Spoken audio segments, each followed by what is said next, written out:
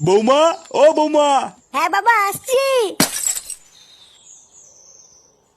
বলো বাবা, ডাকছিলে? হ্যাঁ, ফুটো বাড়ি এসছে?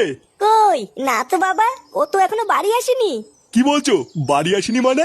ওর তো এতক্ষণ কাজ থেকে ছুটি হয়ে যাওয়ার কথা। ও দেখো গিয়ে কাজ শেষের পর বন্ধুদের সাথে আড্ডা মারছে হয়তো। কি জানি, আমি তো ভাবলাম ফুটো হয়তো এতক্ষণ কাজ থেকে বাড়ি চলে এসছে, দুজন মিলে একসাথে খাবো। ও যখন আসে আসুক গিয়ে বাবা, তুমি চলো আমি তোমাকে খেতে দিয়ে দিই। আচ্ছা বৌমা, গিয়ে ভাত বাড়ো, আমি গিয়ে হাত আর মুখটা ধুয়ে আসি।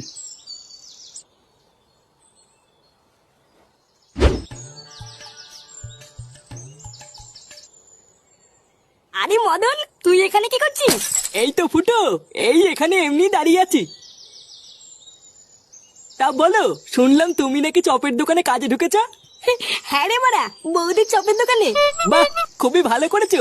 তোমার তো বয়স হচ্ছে, একটা কাজের দরকার। হ্যাঁ ওই আর কি।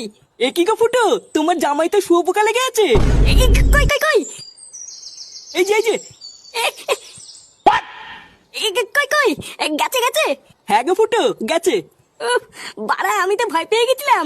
আচ্ছা ফুটো, যাও বাড়ি যাও, পরে কথা হবে। আচ্ছা ঠিক আছে। লেওরা এক বলে চপের দোকানে কাজ করে আমার খরিদ্দারের পুঙা মারা। একবার বাড়ি যা না, তারপরে বুঝবি এই মদনের পেছনে লাগলে কি হয়।